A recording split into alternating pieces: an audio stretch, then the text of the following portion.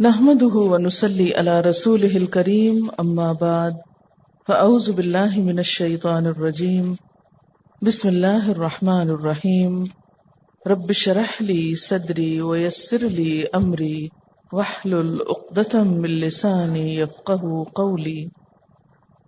حضرت ابن مسعود سے روایت ہے کہ میں نے نبی صلی اللہ علیہ وسلم کو فرماتے ہوئے سنا، نضر اللہ امرأ سمع منا شیئا فبلغه كما سمع فرب مبلغ اوعى من سامع۔ اللہ اس شخص کو تر و تازہ رکھے، صحت مند رکھے جس نے ہم سے کوئی بات سنی اور اس کو اسی طرح دوسروں تک پہنچا دیا جس طرح سنی تھی، یعنی صرف پہنچانا نہیں مقصود، اسی طرح میں ایک تو یہ ہے کہ جتنا ہے اتنا ہی، زیادہ اضافے نہ کرے، اور دوسرا اسی طرح یعنی میتھڈ، انداز، سٹائل وہ بھی ویسا ہی ہو۔ آپ صلی اللہ علیہ وسلم کے سٹائل میں کوئی ٹونٹ نہیں تھی، کوئی جھڑکی نہیں تھی، چیخنا چلانا نہیں تھا۔ ہم میں سے بہت سے لوگ بتانا تو شروع کر دیتے ہیں لیکن یہ نہیں جانتے کہ آپ نے کیسے بتایا تھا، کون سی بات کس موقع پر کیسے آگے پہنچائی تھی، آپ کی وضاحت کیا تھی، آپ نے اس کو کس طرح انٹرپریٹ کیا، کیونکہ سب سے بہترین انٹرپریٹیشن تو اس کی ہو سکتی ہے جس پر یہ کتاب آئی۔ تو آپ صلی اللہ علیہ وسلم نے ایسے لوگوں کو دعا دی ہے تر و تازہ رہنے کی، کہ اللہ اس شخص کو تر و تازہ رکھے جس نے ہم سے کوئی بات سنی پھر اس کو اسی طرح دوسروں تک پہنچا دیا جس طرح سنا تھا، کیونکہ بہت سے پہنچائے جانے والے سننے والوں سے زیادہ یاد رکھنے والے ہوتے ہیں۔ یعنی جنہوں نے حضور سے سنا انہوں نے تو سنا، لیکن انہوں نے جس کو آگے پہنچا دیا وہ تو کچھ زیادہ ہی یاد رکھنے والے نکلے۔ یعنی یہ ہو سکتا ہے نا کہ ایک شخص جس نے سنایا اس نے بہت اچھی طرح سنایا، جس نے آگے سنا وہ ذرا درمیانے درجے کا تھا، لیکن اس کے ذریعے ایک اور ایسے کو پتا چلا جو اس سے بھی اچھا نکلا۔ کوئی نہیں جانتا کہ اس میں کون کیا رول پلے کرے، کون کس طرح کتنا پہنچا دے، اور اسی طرح پہنچائے جس طرح آپ نے پہنچایا۔ تو یہ طریقہ بھی اسی وقت سیکھا جا سکتا ہے جب آپ صلی اللہ علیہ وسلم کے الفاظ میں اس کتاب کی وضاحت ہوگی۔ تو بہرحال اوحی الیہ سے دو معنی مراد ہوئے، یعنی ایک معنی کیا کہ یہ قرآن آپ کے دور کے لوگوں کے لیے بھی تھا اور آپ کے دور کے بعد کے لوگوں کے لیے بھی، اور دوسرا معنی کیا کہ جس طرح آپ نے اس کتاب سے خبردار کیا لوگوں کو، اسی طرح جس تک یہ پہنچ جائے، جس کو اس کتاب کا علم حاصل ہو جائے، وہ بھی آگے دوسروں تک اسی طرح پہنچائے۔ یہ پہنچانے کے بارے میں عربی کا ایک شعر ہے کہ فَإِن كُنْتَ لَا تَدْرِي فَتِلْكَ مُصِيبَةٌ وَإِن كُنْتَ تَدْرِي فَالْمُصِيبَةُ أَعْظَمُ۔ اگر تم نہیں جانتے تو یہ بھی ایک مصیبت ہے، اور اگر جان لیتے ہو تو یہ اس سے بھی بڑی۔ أَإِنَّكُمْ لَتَشْهَدُونَ أَنَّ مَعَ اللَّهِ آلِهَةً أُخْرَى، کیا واقعی تم لوگ یہ شہادت دے سکتے ہو کہ اللہ کے ساتھ دوسرے خدا بھی ہیں؟ مراد اس سے کیا ہے کہ آپ صلی اللہ علیہ وسلم اپنے مخاطبین سے پوچھ رہے ہیں کہ یہ سب باتیں سن کر میرے اس قول کے بعد کہ اللہ ہی میرے اور تمہارے درمیان گواہ ہے، کیا اب بھی تم کہتے ہو کہ اللہ کے ساتھ اور الہ بھی ہیں؟ کیونکہ اللہ تعالیٰ نے تو ایسی کوئی بات نہیں کہی کہ میری خدائی میں کوئی اور بھی شریک ہے۔ اگر یہ لوگ کہیں ہاں تو آپ کہیے کہ میں گواہی نہیں دیتا، قل لا اشہد، کہہ دیجئے میں گواہ نہیں بنتا۔ قل، پھر میں کیا کہتا ہوں، آپ کہیے انما ہوا الہ واحد، بے شک وہ تو ایک الہ ہے، واننی بریء مما تشرکون، اور بے شک میں تو بری ہوں اس شرک سے جس میں تم مبتلا ہو۔ کیونکہ مشرکین کا یہ عقیدہ کہ اللہ کے ساتھ دوسرے الہ بھی ہیں، یہ محض قیاس پر مبنی ہے، اور گواہی محض خیال پر یا قیاس پر مبنی نہیں دی جا سکتی۔ مثلا اگر کسی شخص کے بارے میں یہ الزام لگا ہو کہ وہ چور ہے اور آپ کو گواہی کے لیے بلایا جائے اور آپ نے دیکھا نہ ہو اس کو چوری کرتے ہوئے، تو آپ کہیں کہ ہاں میرا خیال ہے کہ وہ چور ہے، کیونکہ سب کہہ رہے ہیں کہ وہ چور ہے، اور زیادہ تر لوگ یہ کہہ رہے ہیں کہ وہ چور ہے اس لیے میں گواہی دینے آیا ہوں. کیا آپ کی یہ گواہی قبول ہوگی؟ نہیں. کیوں؟ اس لیے کہ آپ نے دیکھا ہی نہیں، آپ کے پاس کوئی دلیل ہی نہیں. تو بالکل اسی طرح اگر بہت سارے لوگ دنیا کے شرک میں مبتلا ہوں اور وہ اللہ کے ساتھ دوسروں کو بھی الہ سمجھتے ہوں، اور آپ بھی ان کے ہم نوا ہو جائیں صرف یہ کہہ کر چونکہ بہت سارے لوگ یہ سمجھتے ہیں اس لیے میں بھی یہ سمجھتا ہوں، تو آپ کا یہ سمجھنا درست نہ ہوگا. جس طرح توحید پر اللہ تعالیٰ کو گواہ بنایا گیا، اسی طرح شرک پر ان لوگوں کو کوئی گواہی لانی چاہیے. خالق کائنات تو گواہ نہیں، محمد صلی اللہ علیہ وسلم تو گواہ نہیں بن رہے، پھر تم اس شرک پر قائم کیوں ہو؟ جب تک کسی چیز کے بارے میں کامل یقین نہ ہو، حقیقی علم نہ ہو، واضح دلائل نہ ہو، اس کے حق میں گواہی نہیں دی جا سکتی. تو اے مشرکین مکہ، اگر تم پھر بھی اپنی بات پر اڑے ہوئے ہو تو کم از کم میں تو تمہارا ساتھ نہیں دے سکتا، کیونکہ میرے پاس شرک کی کوئی دلیل ہی نہیں ہے. قل انما هو الہ واحد واننی بریء مما تشرکون، میں تو بری ذمہ ہوں اس شرک سے جو تم کر رہے ہو. الذین آتیناہم الکتاب، وہ لوگ دی ہم نے ان کو کتاب، یعنی اہل کتاب یہود و نصارہ، یعرفونہ، پہچانتے ہیں اس کو. کس کو؟ نبی صلی اللہ علیہ وسلم کو. کما، جیسا کہ، یعرفون، وہ پہچانتے ہیں. کس کو؟ ابناءہم، اپنے بیٹوں کو. عربوں میں یہ الفاظ بطور محاورے کے بولے جاتے ہیں. کوئی شخص جب کسی چیز کو خوب پہچانتا ہے، اچھی طرح پہچانتا ہے، تو اس کے لیے کہا جاتا ہے کہ فلاں اس شخص کو، اس چیز کو ایسے پہچانتا ہے جیسے اپنے بچے کو پہچانتا ہے. اپنے بچے کو انسان کیوں زیادہ پہچانتا ہے؟ اس لیے کہ بچپن سے اس کے ہر حرکت، جسم کے ہر عضو کی تبدیلی کو پوری طرح انسان جانتا ہے. یعنی ماں باپ اپنے بچے کی چال ڈھال، شکل و صورت، انداز، نفسیات جتنی سمجھتے ہیں اتنا کوئی بھی نہیں سمجھتا. تو بالکل اسی طرح یہ لوگ محمد صلی اللہ علیہ وسلم کو جتنا پہچانتے ہیں اتنا دنیا میں کوئی اور نہیں پہچانتا. کیوں؟ حضرت عبداللہ بن سلام جو پہلے یہودی تھے پھر مسلمان ہوئے، حضرت عمر نے ان سے سوال کیا کہ اللہ تعالیٰ نے قرآن میں خبر دی ہے کہ تم لوگ نبی صلی اللہ علیہ وسلم کو ایسے پہچانتے ہو جیسے اپنی اولاد کو پہچانتے ہو، اس کی کیا وجہ ہے؟ یعنی یہ محاورہ کیوں بولا گیا تم لوگوں کے لیے کہ تم اتنا زیادہ پہچانتے ہو حضور صلی اللہ علیہ وسلم کو؟ تو عبداللہ بن سلام نے فرمایا کہ ہاں، ہم آپ کو اللہ تعالیٰ کے بیان کردہ اوصاف کی وجہ سے جانتے ہیں. یعنی ہماری کتاب میں آپ کے بارے میں اتنی ڈیٹیل سے بتایا گیا ہے، اتنی علامتیں بتائی گئی ہیں کہ ہم بہت اچھی طرح آپ کو پہچانتے ہیں جو اللہ تعالیٰ نے تورات میں نازل فرمائے.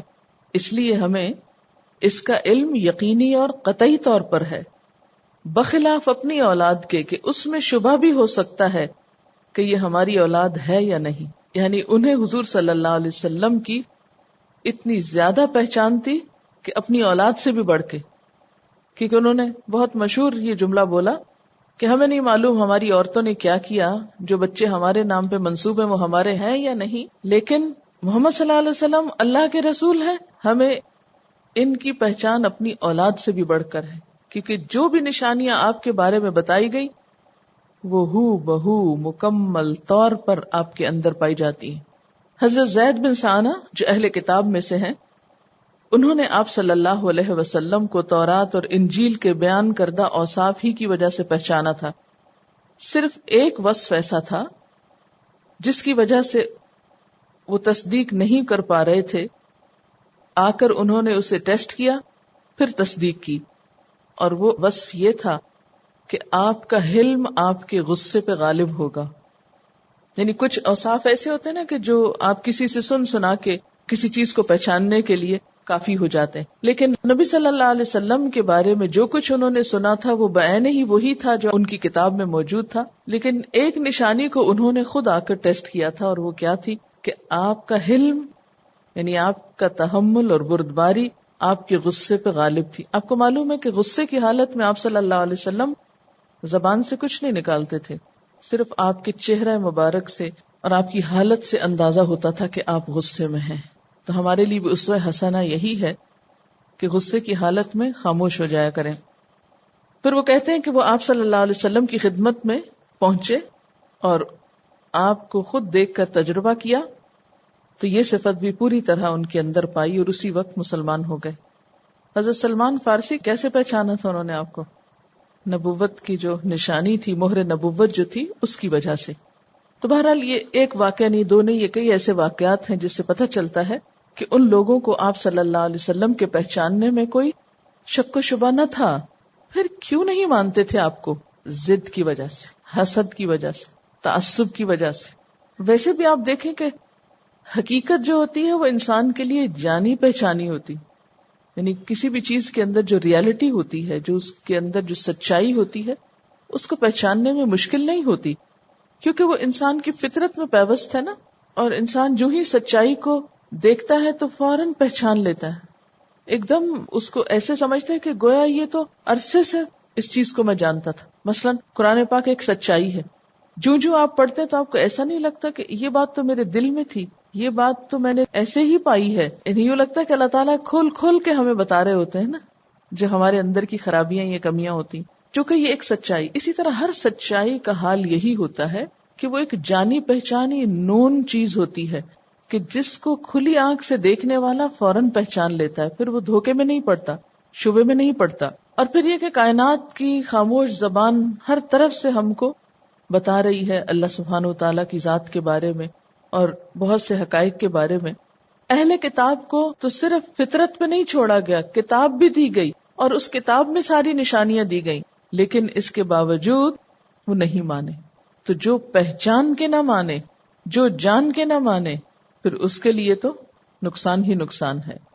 الذین خسروا انفسهم فهم لا یؤمنون، وہ لوگ جنہوں نے اپنے نفسوں کو خسارے میں مبتلا کیا پس وہ ایمان نہ لائیں گے۔ یعنی اگر یہ ایمان نہیں لاتے تو اس کی وجہ یہ نہیں کہ وہ آپ کو پہچان نہیں پائے، وہ اپنی قومی عصبیت کی وجہ سے، حسد اور بغض یا کچھ اور اسباب کی بنا پر نہیں مان رہے، کیونکہ کسی بھی حقیقت کو تسلیم کرنے کی ایک قیمت دینی پڑتی، اور وہ کیا کہ انسان اپنے آپ کو بڑائی کے مقام سے ذرا نیچے اتارے، عاجزی اختیار کرے، تو وہ دنیا کے فائدوں کے جانے کے خوف سے قربانی نہیں کر سکتا اور حق کو قبول نہیں کرتا، اور اس طرح وہ ہمیشہ ہمیشہ کا نقصان اٹھاتا ہے۔ جو شخص دنیا کی چند روزہ زندگی کے فائدوں کی خاطر آخرت کو نہ بچائے، وہ حقیقت میں خسارے میں ہے۔ یعنی پہچاننے کے بعد بھی وہ کیا کر رہے ہیں؟ انکار کر رہے ہیں۔ کیوں انکار کر رہے ہیں؟ دنیاوی مفادات کے نقصان کے ڈر سے۔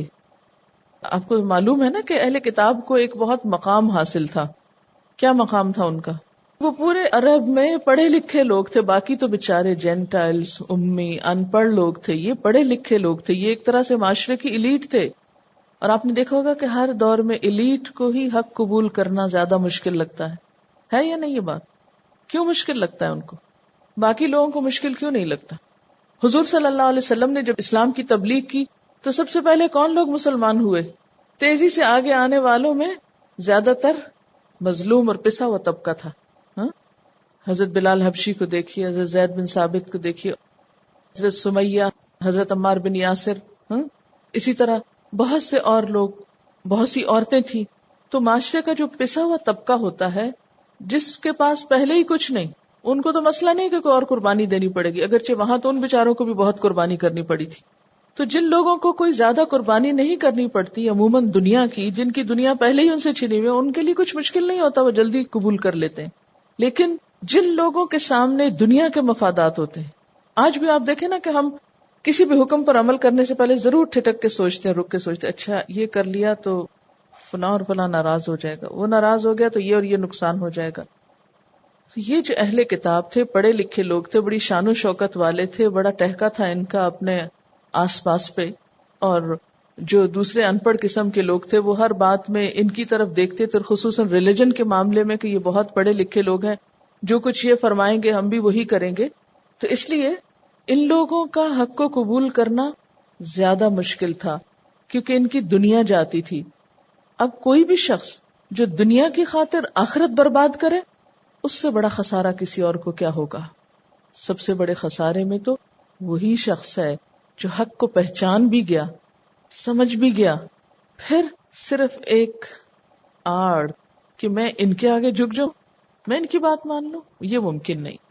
دین جب بھی آیا ہے تو عموماً یہ ہوا ہے کہ اس کو قبول کرنے والے جو دنیاوی اعتبار سے بڑا رتبہ رکھتے تھے ان کو کچھ نیچے آنا پڑا، اور جو دنیاوی اعتبار سے نیچے تھے ان کو اپلفٹ کیا گیا.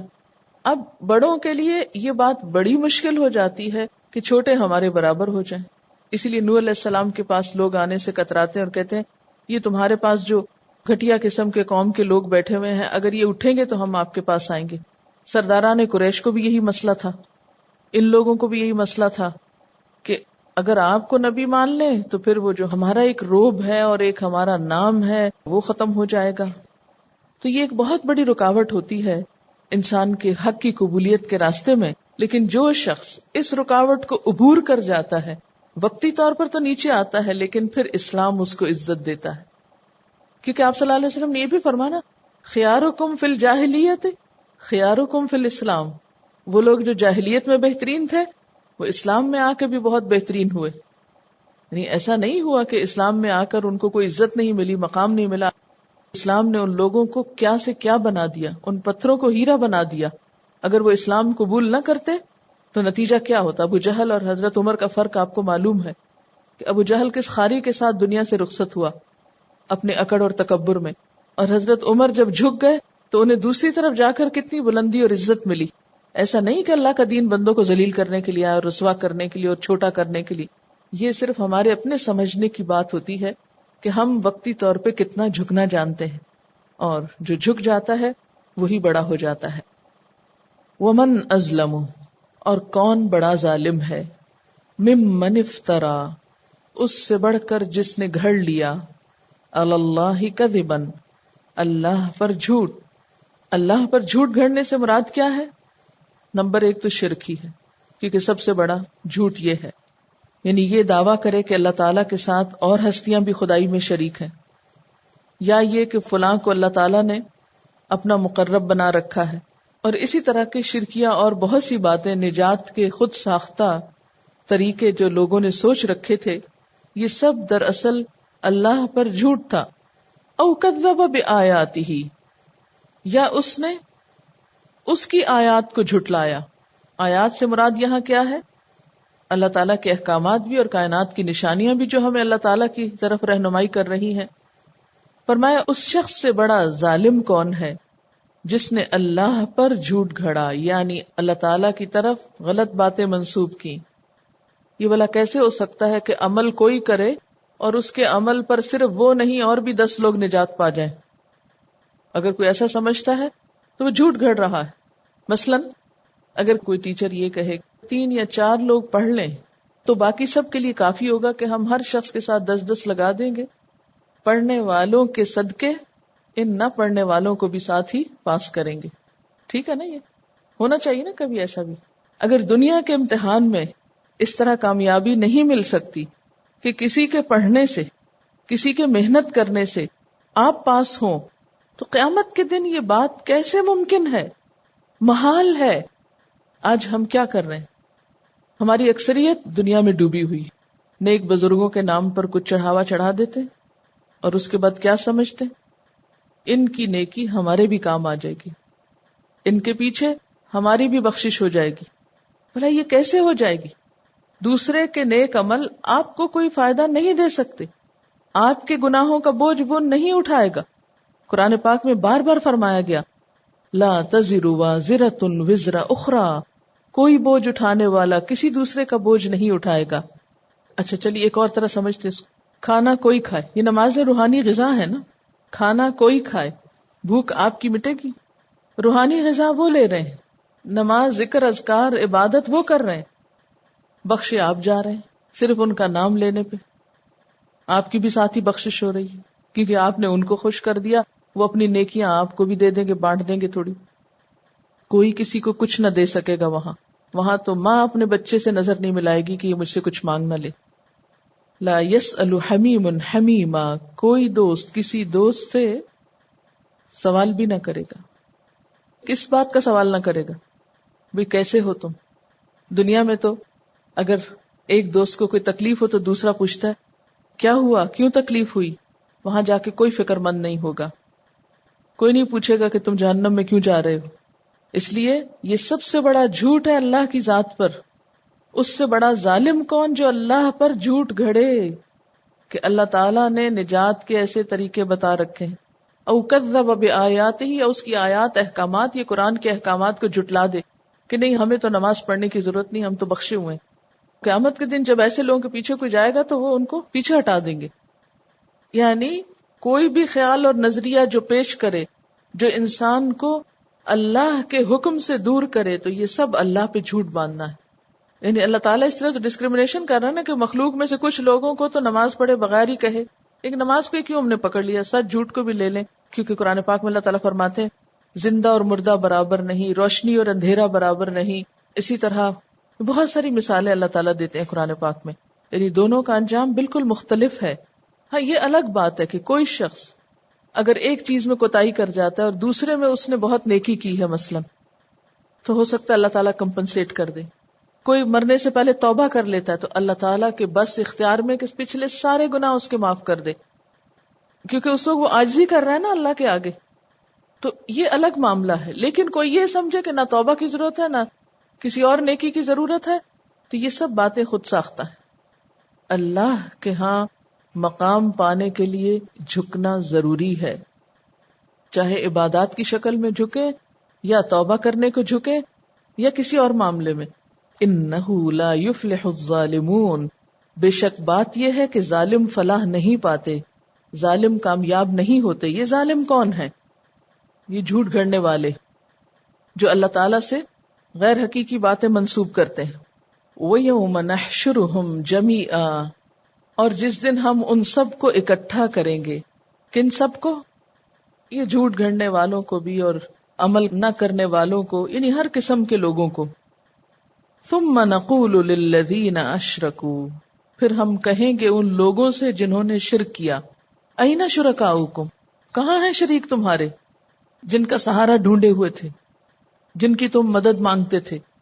الذین کنتم تزعمون، جن کے بارے میں تم زوم رکھتے تھے، جن کو تم اپنا خدا سمجھتے تھے، وہ سب کہاں گئے؟ ثم لم تکن فتنتہم، پھر نہ ہوگا ان کا فتنہ. فتنہ کیا ہے؟ فتنہ کا لفظ کئی معنوں میں استعمال ہوتا ہے، مثلا آزمائش، مصیبت، فساد، کفر، دکھ، عذاب، عذر، معذرت، بہانہ، حجت. ثم لم تکن فتنتہم، یہاں کس معنی میں استعمال ہوگا؟ معذرت اور حجت کے معنوں میں. پھر نہ ہوگی ان کی حجت الا مگر ان قالوا، کہ وہ کہیں گے واللہ ربنا، قسم اللہ کی جو رب ہے ہمارا، ما کننا مشرکین، ہم تو شرک کرنے والے نہ تھے. وہاں تو بہت معصوم بن جائیں گے. اللہ کی قسم ہم نے تو کوئی شرک کیا ہی نہیں. یعنی جھوٹی قسم کھا کر، بہانہ کر کے اب جہنم کے عذاب سے چھٹکارا حاصل کرنے کی کوشش کریں گے. یعنی اللہ تعالیٰ جب ان کو سوال کی بھٹی میں جھونکیں گے تو انہیں اپنے شرک کا کوئی عذر نظر نہ آئے گا، کوئی بہانہ تلاش نہ کر پائیں گے. جیسے مشرکین مکہ مسلمانوں سے کہا کرتے تھے کہ پہلے تو یہ کہ قیامت آنی نہیں، اور اگر بالفرض آئی بھی اور ہماری باز پرس ہوئی بھی تو ہمارے یہ لات اور عزا ہمیں بچا لیں گے.